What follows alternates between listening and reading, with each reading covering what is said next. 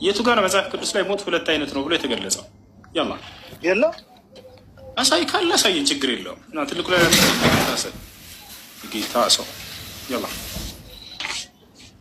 افتح بسرعة ጥያቄ አለ። ቆይ ትቀጥላለህ አንድ ጊዜ ያላ ቢቢ የለም በሚለው እንለፈውና ላስኪል ትቀጥላለህ ወይስ ታሳያለህ? የእግዚአብሔርን ስህተት ለመጠበቅ ምን ይሏቸዋል? ሞት ሁለት አይነት ነው ይሏቸዋል። ለምን ከተባለ ስጋዊ ሞት ብቻ ከሆነች እግዚአብሔር ስህተት ላይ እንደሚወድቅ ያውቃሉ። ምክንያቱም በበላህ ቀን ትሞታለህ ብሎታል። ነገር ግን አዳምን ስናየው አልሞተም፣ ብዙ ዓመታትን ከዚያ በኋላ ቆይቶ ነው የሞተው። ያንን የእግዚአብሔርን ስህተት ለመታደግና ለመጠበቅ ሲሉ ምን አደረጉ የክርስቲያን መምህሮች? ሞትማ ሁለት አይነት ስለሆነ ነው አሉ። ኧረ ማነው እንደሱ ያለው? ማነው እንደሱ ያለው? ቢቢ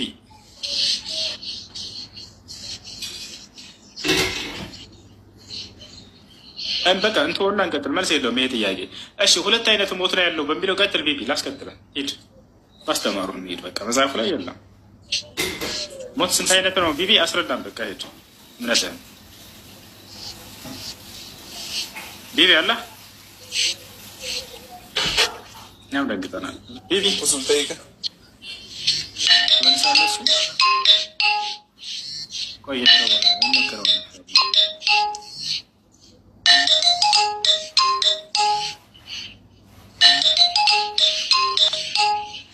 ታላችሁ ቢቢ ነው። አይሽ ከለ ጥያቄ ምንድን ነው? ጥያቄ አለኝ የሚለው ቀደም አጋጣሚ እኔ እዚህ የምመጣው አመሰግናለሁ። መጀመሪያ ትምህርታችሁን ምናምን እከታተላለሁ። የምመጣው ትምህርት ለመማር ነው። ቅድም እያስተማርክ ወይም መልስ እየሰጠህ እያለ አንድ ነገር ጥያቄ የሆነብኝን ነገር አንስተህ ነው ቅድም ጀምሮ ተሳስተሃል እያልኩ ጽፍልህ የነበረው ምንድን ነው? ቅድም ካስታወስ የሙሴ መጽሐፎች ላይ ነበር ጠይቀህ ምን አልክ? ስንት ትእዛዝ ስንት ኦሪት ነው የተሰጠው ብለህ ስትጠይቀው መመለስ አልቻለም ልጁ። ከዛ ደግሞ የሆነው ሰዓት ላይ ምን አልክ መሰለህ ካስታወስ?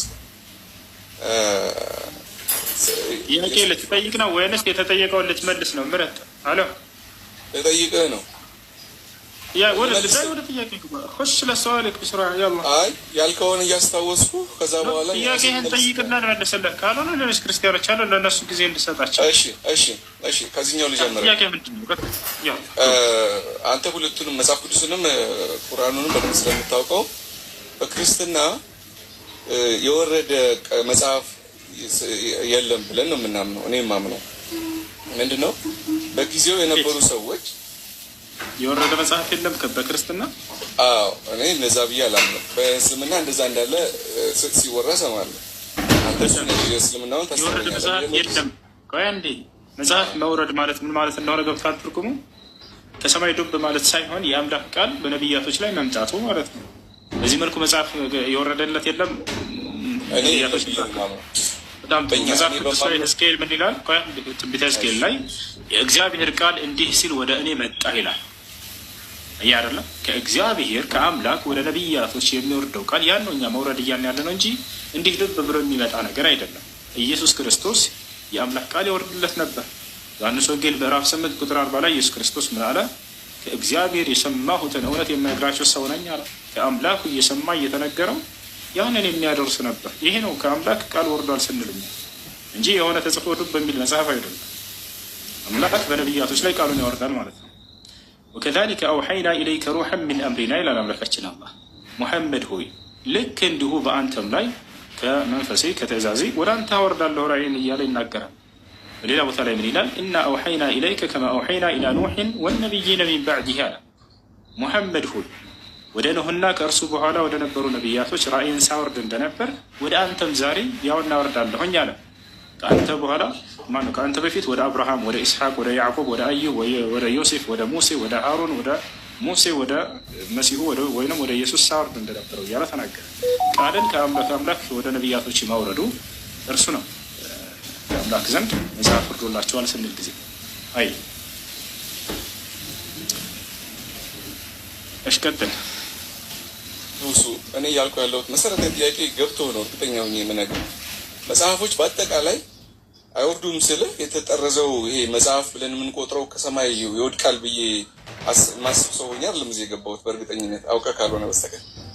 እኔ እያልኩ ያለሁት በጊዜው ለነበሩት ነቢያት ቃል ይወርድላቸው ነበር ነው ያልከኝ። አሁን እኔ ግን እያልኩ ያለሁት መጽሐፎች የተጻፉት ለምሳሌ የክርስቶስን ታሪክ የጻፉት አራቱ ታውቃቸዋለህ አንተ። እነሱ የጻፉት በጊዜው ያዩትን የሰሙትን ነው። ቅድም ታሪክ ላኩላችሁ ጻፍኩላችሁ እያልክ ነበረ። አዎ ጸሐፊዎች ናቸው። እኔ እንደማምነው ጸሐፊ በጊዜው ነበሩ። አንተን አንተ ያገል 12ቱ ከሱ ጋር የነበሩት ከክርስቶስ ጋር የነበሩት ምን ደረሰባቸው? እስቲ መጨረሻቸው ታውቀዋለህ? እነሱ አይደሉም የጻፉት። የማቴዎስ ወንጌል የጻፈው ማቴዎስ አይደለም። ኢየሱስ ክርስቶስ የመረጣቸው ደቀ መዝሙሮች አልጻፉትም። አሁን በእያንዳንዱ ላይ እናውራ። ኢየሱስ ክርስቶስ የመረጣቸው ሐዋርያቶች ናቸው የጻፉት 12 ወንጌልን። ኖ መልእክቱ በጊዜው የነበሩትን ነው የምልህ። ሁሉም አልጻፉም እኮ እያልኩኝ ነው። አዎ በአይን እማኝ ያዩት ናቸው የጻፉት ስትል ነበር አይደለም? የመረጣቸው እያልክን ነበር። ኢየሱስ ክርስቶስ የመረጣቸው 12ቱ ደቀ መዝሙሮች ናቸው ወንጌልን የጻፉት ላይ ያላልኩትን ነው አሁን ያልከው። እየተጠየቅክ ነው። ቅድም ብለሃል። ቆይ የአይን ምስክሮች ያዩትን የመሰከሩትን የጻፉት ብለሃል። የጻፉት አንተ ደግሞ ምን አልክ? ይኸውልህ አስፋፋኸው። ናይቺ የጻፉት እነዚያ የክርስቶስ ደቀ መዝሙሮች ናቸው የጻፉት ወይንስ? አዳምጥ እንጂ ተረጋጋ፣ ቀስ በል። ኢየሱስ ክርስቶስ የመረጣቸው 12ቱ ደቀ መዝሙሮች እነዚያ ናቸው ወንጌልን የጻፉት ወይንስ አይደሉም? ከእነሱ መካከል የጻፉ አሉ። አይዋ እነሱ መካከል አያችሁ አይደለ? አሁን እያንዳንዱ ልንጥላቸው ኢየሱስ ክርስቶስ በጣም ትርቆይ ኢየሱስ ክርስቶስ ከመረጣቸው ደቀ መዝሙሮች ያልሆኑ የጻፉ አካሎች አሉ ማለት ነው ወንጌልን አይደለም? አሁን እጅ ላይ ባይሆን እልኩ ይህንን ደግሞ ለምሳሌ አለ ከመረጣቸው መካከል በጊዜው ያዩትን የሰሙትን ለመሰለህ ላዩት ለሰሙት መከራን ተቀብለዋል። መጨረሻ ላይ እንዳላዩና እንዳልመሰከሩ ማስረጃ ያሰዘ አብሽር፣ ችግር የለም። ሉቃስ ኢየሱስ ክርስቶስ ከመረጣቸው ከ12ቱ ደቀ መዝሙሮች መካከል ነው ወይንስ አይደለም? አይደለም ናቸው። አፍርጠኝ ነው ዛሬ ለሰዎች አንተ ማላቀውን አላቅም ነው የምልህ። ሉቃስ ቆየ ኢየሱስ ክርስቶስ ከመረጣቸው ከ12ቱ ደቀ መዝሙሮች መካከል ነው ወይንስ አይደለም? አይደለም። ይሄ ትልቅ የወንጌል ጸሐፊ ክርስቶስ አልመረጠውም ማለት ነው። ይሄን አላውቅም እንድታውቅ አድርጋለሁ።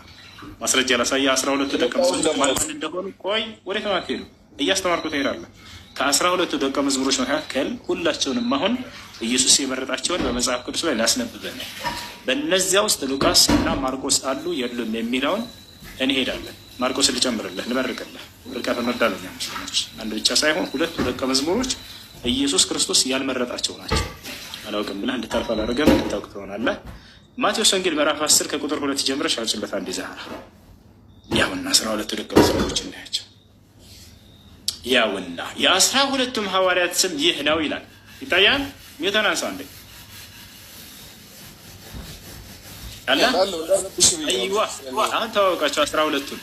የ12ቱም ሐዋርያት ስም ይህ ነው። መጀመሪያው ጴጥሮስ የተባለው ስምዖን ወንድሙ እንድርያስም፣ የዘብዴዎስ ልጅ ያዕቆብ ወንድሙ ዮሐንስም፣ ፊልጶስም፣ በርቶሎሜዎስም፣ ቶማስም፣ ቀራዡ ማቴዎስም፣ የእልፊዮስ ልጅ ያዕቆብም፣ ታዲዮስም የተባለው ልብድዮስ፣ ቀነናዊውም ስምዖን፣ ደግሞም አሳልፎ የሰጠው የአስቆርቱ ይሁዳ። ያሰላም 2ቱ የወንጌል ባለቤቶች አንድ አውጫቸው ዛራ 2ቱ የወንጌል ባለቤቶች እዛች ጋር ሰረዞቹን ተጫኝና 2ቱ የወንጌል ባለቤት እነዚህን አሁን እዚህ ጋር የወንጌል ጸሐፊዎች ማርቆስ ወንጌል፣ ሉቃስ ወንጌል የተባሉ በ2ቱ ተከታታይ ታላላቅ የወንጌል ጸሐፊያን ኢየሱስ ክርስቶስ ከመረጣቸው ከ12ቱ ደቀ መዝሙሮች ውስጥ የሉበትም። ስለዚህ ክርስቶስ ያልመረጣቸው የአይን እማኞች ያልሆኑ አካሎች ጽፈው ሰጥተው ያለ ነው። ይሄን ወንጌል እያልኩ ነው። ያው እንዳ 2ቱ የሉም ከ12ቱ ውስጥ አላውቃቸውም ብለህ ነበረ። ያ አሁን አሳውቀናል። የሉም ብለህ መስክር። አሁን ይሄን እውነት አፈንዳው ለክርስቲያኑ ሕዝብ መስክር። ወንጌል ሊሰብክ ነው። ያላ ንገራቸው የሉም ብለህ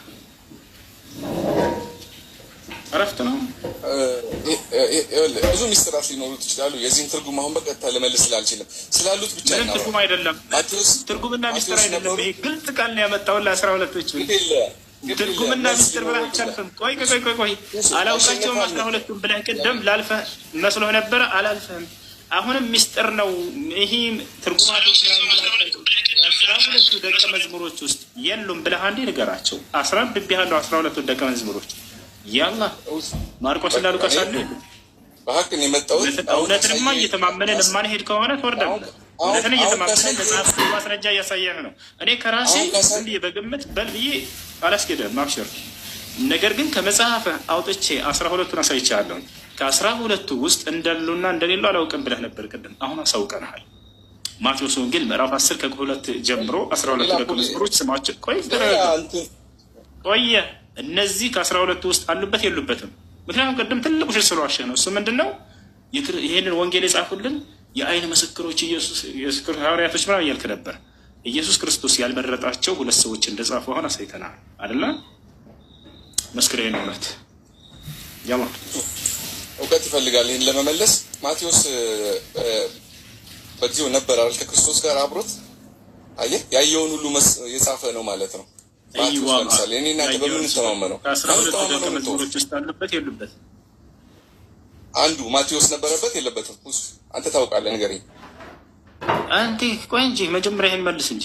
እኔ እኮ አንተ እኮ ነው መጀመሪያ የአይን ምስክሮች ናቸው ብለህ ሙሉን ደምደም ካደረግሽ በኋላ እያወጣሁ እየጠየቅኩህ ነው። እነሱን ደግሞ አላውቃቸውም እና ነው ስትል ጊዜ አሳውቅ። ስታውቅ ጊዜ ደግሞ ለእውነቱ መመስከር አለ። አሁን ካሳየኸኝ ተረጋጋ እንጂ ቀስ አይዋ።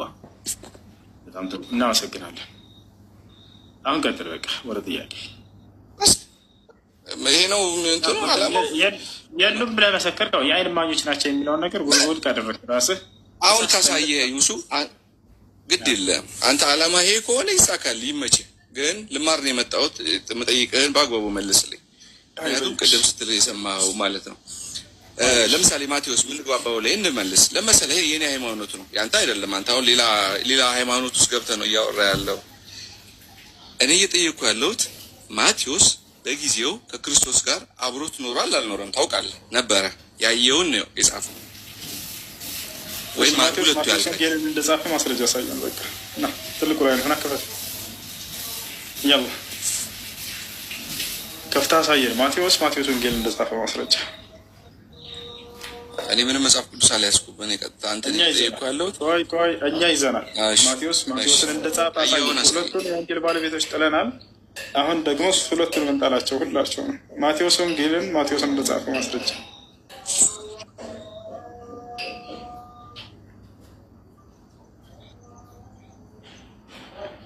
طيب أزاي فطر ما علينا መጽሐፍ አልያዝኩም ማርከር ስላልያዝኩ ዘያን ነው። እኛ ደግሞ መጽሐፍ ስለያዘኛ የት ላይ እናውጣለን? አኮን ማስረጃ ስተንና ግዘን እናውጣለን እኮ ያልኩ። እኔ ልናገር ማቴዎስ ወንጌልን ማቴዎስ እንደጻፈው ማስረጃ ስተን እያልኩ እኮ ነው። አንተ ሁለቱን ከአንተ ነው የተነሳሁት። ብዙ አሁን መጣሁ ከአንተ ነው የተነሳሁት። እኔ የማውቀው ቅድም ምን አልክ? ከራስ ነው የተነሳሁት። ቅድም ምን አልክ? ካልከው ስነሳ እንደጻፈ ማስረጃ የለውም። እሺ በቃ እናመሰግናለን። ካልከው ስነሳ ወረደላቸው መጽሐፍ። እሺ እየደበረህ አላወራም። ሰላም ነው። እንዴት ነሽ? አለን። አንድ ጥያቄ ልጠይቅህ ነበር እኔ። እሺ ጥያቄሽ ነው? እሺ እኔ ከኦርቶዶክስ ቤተሰቦቼ ጋር ነው የኖርኩት እና ከዚህ በፊት በሌላ አካውንት አናግሬህ ነበር አንተንም ብዙ ነገሮችን የማይቻቸው ደግሞ እስልምና ልቀበል ራሴን አምኜ ወስኛለሁና እና ከኦርቶዶክስ ቤተሰቦች ጋር ስኖር እናቴ ግዴታ መስቀሉን በወጣሽ በገባሽ ቁጥር ታያለች አንገቴን እና ግዴታ መስቀል ማድረግ አለብኝ ከእሷ ለመሸሸግ።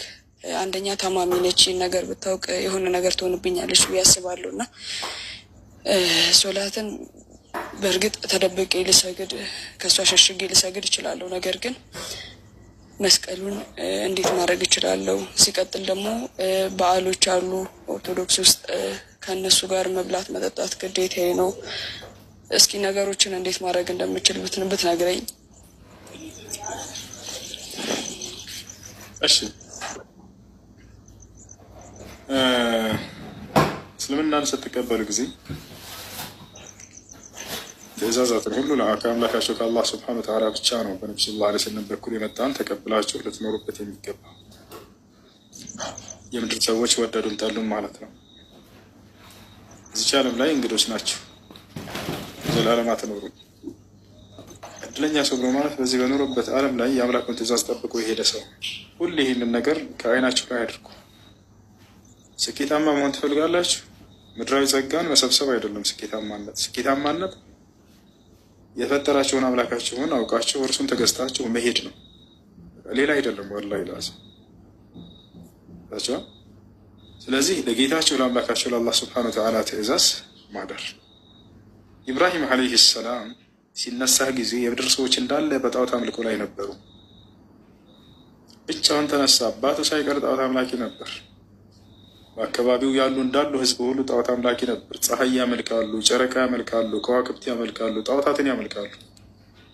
ኢብራሂም ብቻውን ሲነሳ ጊዜ የመጀመሪያው ተቃዋሚ አባቱ ነበር። አባቱ ጋር ንግግር አደረገ። አባቱን ቀጥታ እንዳውም አላህ ወደ አስተማረው ኢስላም ላይ የጠራው ኢብራሂም ወዲያው አባቴ ቢያውቅብኝ ይሄን ነገር ምን አደርጋለሁኝ ብሎ አይደለም ኢብራሂም ያለው። ምንድን ነው ያለው? ወዲያው አምላክ አላህ እንዳናገረው ያ አበቲ እያለ መጣ። ኢኒ ቀድ ጃአኒ ሚነል ዒልሚ ማ ለም የእቲክ፣ አባዬ ሆይ ወደ አንተ ያልመጣ እውቀት እነሆ ወደ እኔ መጥቶልኛል ከአምላኬ ከአላህ አለው። ፈተቢዕኒ አህዲከ ሲራጡን ሰዊያ፣ አባዬ እኔን ተከተለኝ ቀጥተኛውን ጎዳ እመራህ ዘንድ አለው። ያ አበቲ ያለው መጀመሪያ ላይ ላ ተዕቡዱ ያ አበቲ ሊመ ተዕቡዱ ማ ላ የስማዕ ወላ ዩብሲር ወላ ዩግኒ ዐንከ ሸይአ፣ አባዬ ሆይ በራስህ እጅ ቀርጸሃቸውና ስለሃቸው ሊሰሙህ፣ ሊያዩህ፣ ሊጎዱህ፣ ሊጠቅሙህ የማይችሉ ግዑዝ ነገራቶችን ለምን ታመልካለህ አለው። አብርሃም አባቱ ሲያመልካቸው ሲሰግድላቸው የነበሩ አካሎች ዝም ብሎ ከንቱ ዝም ብሎ ቅርጻ ቅርጽ ስሎ እንዳይመስላችሁ ጻድቅ ናቸው፣ ቅዱስ ናቸው፣ ጻድቃን ናቸው ብለው የሚያስቧቸውን መልካም አካሎችን ነው ወደ አምላክ ያቀራርቡናል እያሉ ይቀርጿቸውና የስሏቸውን ከመላእክትም ሊሆን ይችላል ከሰዎችም ጻድቃንና ቅዱሳን ብሎ የሚያስቧቸው። አንድ አምላክ ማን ነው ብለው ያምናሉ መሰላችሁ? አላህ ነው ብለው ያምናሉ። በየዘመናቱ ያሉ በነቢያት ዘመን የነበሩ አጋሪዎች እንዳለ ታሪካቸውን ስታዩ ጊዜ ፈጣሪ ሰማይ ምድርን የፈጠረው አንዱ አምላክ ነው ብለው ያምናሉ። ግን በዚያ በአንዱ አምላክ ላይ ይደርባሉ። ምን እያሉ? እኛ ኃጢአተኞች ነን፣ አምላክ ጋር ለመቅረብ የግዴታ መካከለኛ አማላጆች ያስፈልጉናል። ስለዚህ ነቢያትና ጻድቃን ቅዱስ ብለን የምናስባቸውን አካሎች በቅርጽ እንዲህ ስለንና ቀርጸናቸው ከተለያዩ ነገራቶች እነርሱን እንዲያማልዱን እንለምናቸዋለን ብለው ነው የሚያምኑት። ልክ ዛሬ የክርስትና እምነት ያሉበት መንገድ ማለት ነው። ስለዚህ አብርሃም ወደ አባቱ መጣና ምን አለው? አባዬ ሆይ በራስህ እጅ ቀርጸህና ስለህ ሊጠቅሙህ ሊጎዱህ የማይችሉ ሊያዩህና ሊሰሙህ የማይችሉ ግዑዝ ነገራትን ለምን ትሰግድላቸዋለህ? ተው እንጂ አለው። ያ አበቲ ላ ተዕቡድ ሸይጣን አለው። አባዬ ሆይ ሰይጣንን አትገዛ። ምን ማለት ነው? ለመሆኑ የአብርሃም አባት ሰይጣንን ቁጭ አድርጎ እየተገዛ መስሏቸዋል? አይደለም። ከአላህ ውጭ ላሉ አካሎች የሚሰግድ ሁሉ ሰይጣንን እያመለከ ነው ብሎ ኢብራሂም እያስተማረው ነው። ሰይጣንን ነው እየተገዛ ያለው አባዬ። ማንኛውም ከአላህ ውጭ ያለን አካል እያመለከ ያለ ሰው ሁሉ ለፍጥረታት ቀርጾና ስሎ እየሰገደ ለመላእክም ይሆን ለጻድቃን ለቅዱሳን ወላሂ ለአዚም ሰይጣንን ነው እያመለከና እየሰገደለት ያለው። ለምን ከተባለ ከአንዱ አምላክ ፈቀቅ አድርጎ ወደ እነዚያ ጣዖት አምልኮ ወስውሶ የወሰደው ያ ሰይጣን ነው። ስለዚህ ሰይጣንን ነው እየተገዛ ያለው። አብርሃም ምን አለ? አባዬ ሰይጣንን አትገዛ ነው መልሰው። መጀመሪያ ምን ብሎት? በራስህ እጅ ቀርጸህና ስለሃቸው አትስገድላቸው ካለ በኋላ ሰይጣንን ነው እየተገዛህ አባዬ አላወቅከውም እንጃ። ስለዚህ የሰለማቸው ሰዎች ይሄን ድፍረት የኢብራሂም ዓለይሂ ሰላምን ድፍረት ያዙ እንጂ አትፍሩ። ረጋ ብላችሁ ቀስ ብላችሁ ወላጆቻችሁን ወደዚህ ወደ ቀኑ ወደ ኢስላም መንገድ እንዲመጡ ሰበብ ሁኑላቸው። እስከ መቼ ፈርታችኋቸው? ቢያውቁብን እንዲህ እንሆናለን ላይ የሚላችሁ ሰይጣን ነው። ቀስ ብላችሁ ቀስ በቀስ እንዳም ወደ ኢስላም ጥሪ ማድረግ አለባቸው እንጂ ቤተሰቦቻችሁን እንዲህ እንትን አትብሏቸው። ገብታችኋል አይደለ? እንትን አትበሏቸው፣ አትደብቋቸው። እና ከሰለምሽ በኋላ የግዴታ ያን ነገር ትኩረት አድርገው መስቀል እሸት ነው ብለው የሚፈልጉ አይመስለኝም። እናንተ ያንን ሰውነታችሁን አንገታቸው ሊሸፍን የሚችል ልብስ ለብሳችሁ በፊታችሁ ማገልገል፣ እነርሱ ወላጆቻችሁን ክደዋቸው ወይንም ደግሞ አስቀይሟቸው ምናምን ማለት አይደለም። ኢስላም አንድ ሰው በሰለመ ጊዜ ቤተሰቡን ይተው አላለም። አላህ ከሃዲዎችን ቢሆኑ እንኳን በምድራዊ ህይወታቸው ጥሩ ሁኔታ ተማመሯቸው ብሎ አላህ ተናግሯል። ወሳሒብሁማ ፊ ዱንያ ማዕሩፋ ይላል። በምድራዊ ህይወታቸው በጥሩ ሁኔታ ተማመሯቸው እያለ ይናገራል። አያችሁ፣ ይህ ቁርአን አንቀጽ ሱራ ሉቅማን ላይ ይገኛል። ወኢን ጃሃዳከ ዐላ አን ቱሽሪከ ቢ ማ ለይሰ ለከ ቢሂ ዒልሙን ፈላ ቱጢዕሁማ። ወላጆችህ ክርስቲያን ወይንም አይሁድ ወይንም አጋሪ ከሆኑ አንተ ሙስሊም ከሆንክ ምን አለ አላህ? ወኢን ጃሃዳከ ቢታገሉህ እንኳን አለ ወላጆች ዐላ አን ቱሽሪከ ቢ በእኔ ላይ መልሰህ እንድታጋራና እንድትክድ ከእስልምና እንድትወጣ ቢያስገድዱህ ቤተሰቦችህ ፈላ ቱጢዕሁማ አትታዘዛቸው አለ አምላክ አላህ። ወሳሒብሁማ ፊ ዱንያ ማዕሩፍ አለ። ነገር ግን በምድራዊ ሁኔታ በምድራዊ ህይወታቸው በጥሩ ሁኔታ ተኗኗራቸው አለ። ከሃይማኖትና ከአምልኮ ውጭ በምድራዊ ህይወታቸው ቤተሰቦቻቸውን አብሏቸው፣ አጠጧቸው፣ አገልግሏቸው፣ ልብሳቸውን እጠቡላቸው፣ የሚያዟቸውን ምድራዊ ትእዛዝ ታዘዟቸው፣ ችግር የለውም። ይህን አልከለከለም አላህ። ይህ ቁርአን አንቀጽ ወረደበት ምክንያት በአንድ ሰሃባ ምክንያት ነበር። በአንድ ሰለምቴ ሰሃባ ታሪኩ ወዲህ ነው። በነቢያችን ሙሐመድ ሰለላሁ ዐለይሂ ወሰለም ጊዜ አንድ ሰሃባ እስልምናን መጥቶ ይቀበላል። በተቀበለ ጊዜ ቤተሰቦች የአካባቢው ሰዎች ሄደው ለእናቱ ነገሯት። ልጅ ይሰለማል። ልጅ ይሰለመ። እናትየው በጣም ትወደዋለች። ሞታ የምትወደው ልጇ ነው። ጀማ በሰለመ ጊዜ ሄደው ሲነግሯት ልጄ ሰለመ? አዎ ሰልሟል። እንግዲያውንስ ልጄ ወደ እምነቱ ካልተመለሰ ከሙሐመድ እምነት ከእስልምና ካልተመለሰ በፍጹም እኔ ወደ ቤት ያልገባም፣ ፀሐይ ላይ ተቃጥዬ ሞታለሁኝ ብላ ራሷን አሰጣች። ውጭ ላይ የአካባቢ ሰዎች ተሰብስበው ለመኗት። ኧረ ተይ ግቢ አሏት። አልገባም አለች። እስከ መቼ ድረስ? ልጄ ወደ እምነቱ ወደ ነበረበት ወደ እምነታችን እስካልተመለሰ ድረስ በፍጹም አልመለስም አለች። ዛቻን እያያዘ ነው። ልጆች አንድ ኮፒሊንክ ታደርጋላችሁ። 1.3 ኮፒሊንክ ነው ያለው። ትንሽ ከፍ አድርጉ፣ 5 አድርሱ። ያዝ ያደረገ ነው። እሺ ከዛ በኋላ የሰው ፀሐይ ላይ ማነች እናት ፀሐይ ላይ መመታት ጀመረች። ሲመጣ ጊዜ ያ ሰሃባ እስልምናን የተቀበለው የነብዩ ሰለላሁ ዐለይሂ ወሰለም ሰሃባ ልክ ሲመጣ ጊዜ ቤቱ ላይ ሰዎች ተሰባስበው ተመለከተ። ምኑ ናችሁ ነው አላቸው። ደንግጧል። እናትህ እስልምናን መቀበልህን ሰምታ ፀሐይ ላይ ራሷን አሰጣች። ልጄ ወደ ነበረበት እምነት እስካልተመለሰም ድረስ አልገባም ብላ ነው አሉት። ሄድና ቀረበ። እናቱን በጣም ይወዳታል። እማዬ ግቢ እንጂ አላት። አልገባም ልጅ አለችው። አልገባም ልጄ። ለምን አትገቢም አላት። ወደ እስልምና እንደሄድክ ሰምቻለሁኝ። ወደ እምነታችን ዳግም ካልተመለስክ በፍጹም አልገባም። ራሴን አቃጥዬ እዚሁ ነፍሴ እስክትወጣ ታየኛለህ አለችው። በጣም እንደሚወዳት ስለምታውቅ በዚህ ልትቀጣው ነው። እሱ እማዬ አላት፣ እወድሻለሁ፣ አከብርሻለሁ፣ ግቢ አላት። ነገር ግን ያቀረብሽልኝ ነገር ከእስልምና ካልተመለስክ ወደ ነበርንበት ባዕድ አምልኮ ካልተመለስክ ራሴን አቃጥዬ እገድላለሁ ላልሽው አይደለም አንዲቷ ነፍስሽ አላት 100 ነፍስ ተሰጥቶሽ እያንዳንዷ ነፍስሽ እየተቃጠልሽ እየሞትሽ እየተቃጠልሽ እየሞትሽ 100 ነፍስሽ ስትወጣ ባይዚህ ዳግም ወደ ባዕድ አምልኮ ልመለስ አልችልም ማለት ያሰላ። የሚገርም የጽናት ንግግር ነው። ገብታችኋል አይደለም? አንዷ ነፍስሽ አላት። በጣም ይወዳታል እኮ በጣም እወድሻለሁኝ አላት። ነገር ግን ወደ ባዕድ አምልኮ እንድመለስ ፈልገሽ ከሆነ እንደገና 100 ነፍስ ተሰጥቶሽ 100 ነፍስሽ እየተቃጠልሽ ልትሞች እዚህ ባይ በፍጹም ልመለስ አልችልም። እና ይህ ነው እና በቻላችሁት አቅም ኢስላምን ከተቀበላችሁ በኋላ መጽናት አለባችሁ። ስለ ዲናችሁ በመማር አላህ የሚያዛቸውን ግዴታ ተግባራቶች መፈጸም ምናምን። እሺ ሌላኛው ምንድን ነው? ያ ማለት ለእነሱ ማሳወቅ ይጠበቅብሻል ወይ መስለምሽን የግዴታ እንደው በቃ ለአደጋ የሚያደርሱባችሁ ከሆነ አታሳውቋቸው። ነገር ግን ለእናንተ ጣጣ ከሌላቸው በዚህ ነገር ላይ አሳውቋቸው ነው። በኢብራሂምም አደጋ ሊያደርስበት በሆነ ጊዜ ጥሎት ይሄድ አባቱ ምን አለው? ለአርጁመነከ ወህጁርኒ መሊያ አለው። ኢብራሂም ሆይ ይህን ቃልህን መስማት አልፈልግም፣ ራቀኝ በቃ ከዚህ አለው። እቀጠቅጥሃለሁ ካልሆነ ደበድብሃለሁ አለው። ኢብራሂምም ምን አለ? አይ እገጥምሃለሁ እዚሁ አላለው። አይ በቃ ትቼ እሄዳለሁ ነው ያለው። ወአዕተዚሉኩም ወማ ተድዑነ ሚን ዱኒላህ እናንተንም ከአላህ ውጭ የምታመልኳቸውንም አማልክቶች ጥያችሁ ተለይቻችሁ እሄዳለሁ። በቃ ኢብራሂምም ሄደ። በቃ ያ ነው የሆነው ነገር። ስለዚህ አንቺም አደጋ የሚያደርሱብሽ ከሆነ እነዚህ ሰዎች እስልምናሽን ሰልሜያለሁ ብላችሁ መናገር አይጠበቅባችሁ። ቦታቸዋል አይደለ? ነገር ግን ሰላማዊ ከሆኑ መስለማችሁን አምነው የሚቀበሉና የሚወዱ ከሆነ የዛኔ ብታስተምሯቸው፣ ወደ ኢስላም ብትጠሯቸው መልካም የተሻለ ነው። ሌላ ምንድን ነው መስቀል ማውለቅን የሚለውን በተመለከተ ይሄ ኖርማል እንደ ሀብል አድርጋቸው ክር ምናምን ስለለበሳችሁ እርሱ መስቀል ነው ማለት አይደለም። ቦታቸዋል አይደለ? ያንን በመልበሳቸው የማይቀየሙ ከሆነ ያመስሏቸው ዝም የሚሉ ከሆነ ችግር የለውም ያንን ማድረጋችሁ። ነገር ግን መስቀሉን ማድረጋችሁ ይሄ እንትኑ የመስቀል ምልክቱ እሱ አይቻልም፣ እርሱ አይቻልም። ምናልባት ያንን ዝም ብሎ ነጭ ክር ወይም ቢጫ ክር ሊሆን ይችላል ስላደረግሽ ያንን በዚያ ነገር እነሱ ሊያልፏችሁ ይችላሉ። ነገራቶች እስኪመቻችላቸው ድረስ ያንን ብታደርጉ ያንን መስቀል እስካልሆነ ድረስ ችግር አይኖረውም። ስለለበሳችሁ አላህ ስብሐነ ወተዓላ መስቀል ለብሳችኋል ሊላችሁ አይችልም በፍጹም። ለብሳችኋል አይደለ? የመስቀል ምልክቱ አለ አይደል?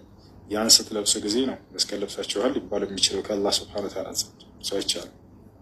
ሌላ ጥያቄ አለሽ? አዎ የመስቀል ምልክቱን ስትል ማለትም የእንጨቱን መስቀል ማለትህን ነው? አዎ ያንን እንዳትለብሱ አይሆንም። ከእንጨትም ሊሆን ይችላል፣ ከብረትም፣ ከማንኛውም ነገር ከወርቅም ሊሆን ይችላል። ነገር ግን እያልኩኝ ያለሁት የሚያልፏቸው ከሆነ በዚህ ነገር ክር አለ አይደለ? ክብ ክር ብቻ ስለለበሽ ይሄን አንገትሽ ላይ ወይንም ልክ ሀብል እንደመልበስ ማለት ነው። ሀብልን ይለብሳሉ አይደል ሴቶች እህቶች? ልክ እንደዛ ማለት ነው። ያንን ክብ ክር በመልበስሽ የሚያልፍሽ ከሆነ እሱ እንደ መስቀል ሊቆጠር አይችልም በፍጹም። እሺ እሺ። እና የበዓል ዕለት የሚዘጋጁ ምግቦችንስ?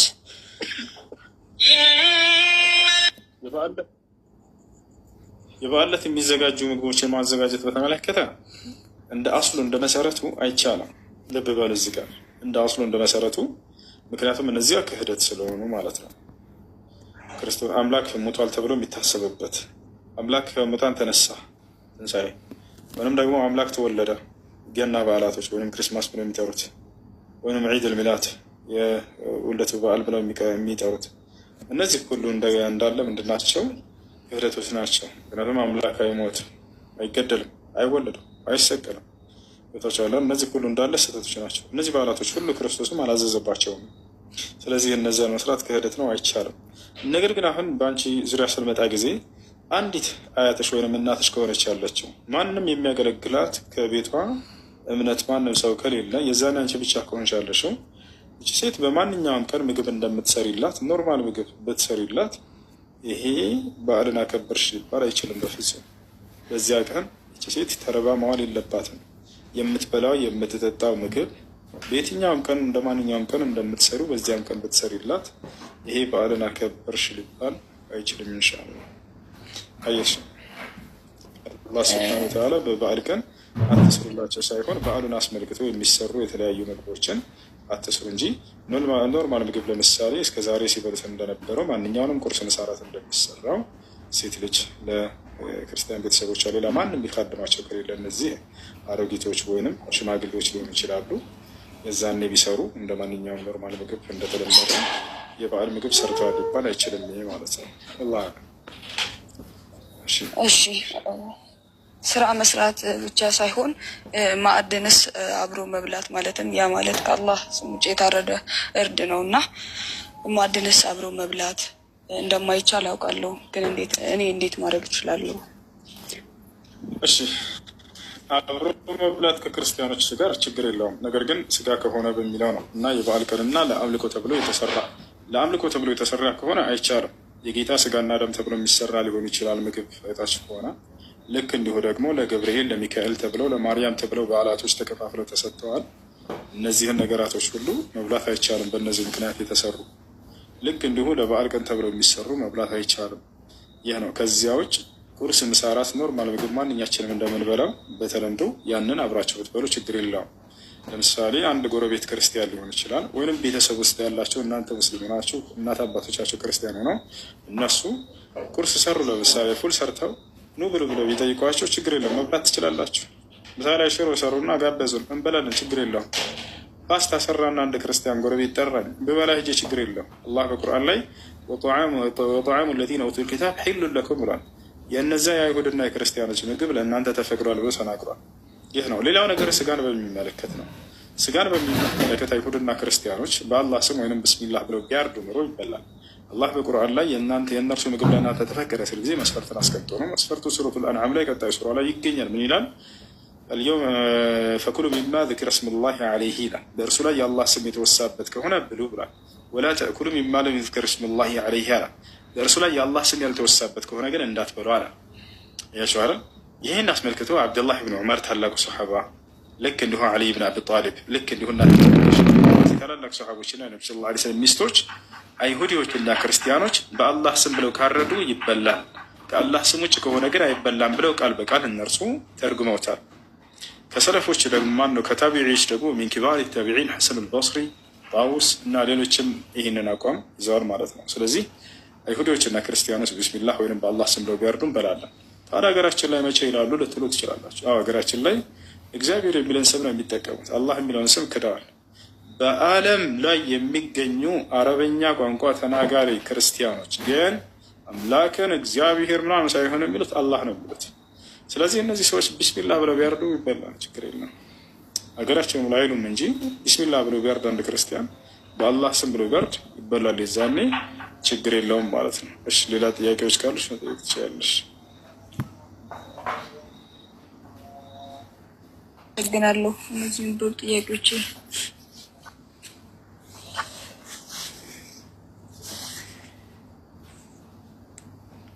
እሺ እስልምናን መቀበል ትፈልጊያለሽ? አንስት ትቆያለሽ? አንቺ ምርጫ ነው። እሺ እቆያለሁ። ዛሬ አይደለም የምቀበለው።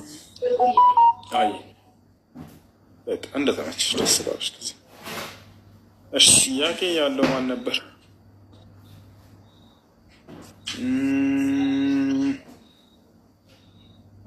እሺ ጥያቄ ያላለ ከገባችሁት ሄሎ ሰላም አለይኩም። ጥያቄ ያለኝ መጠየቅ ይቻላል? እሺ ጠይቅሽ። ጥያቄ ምንድን ነው? አለይኩም ሰላም።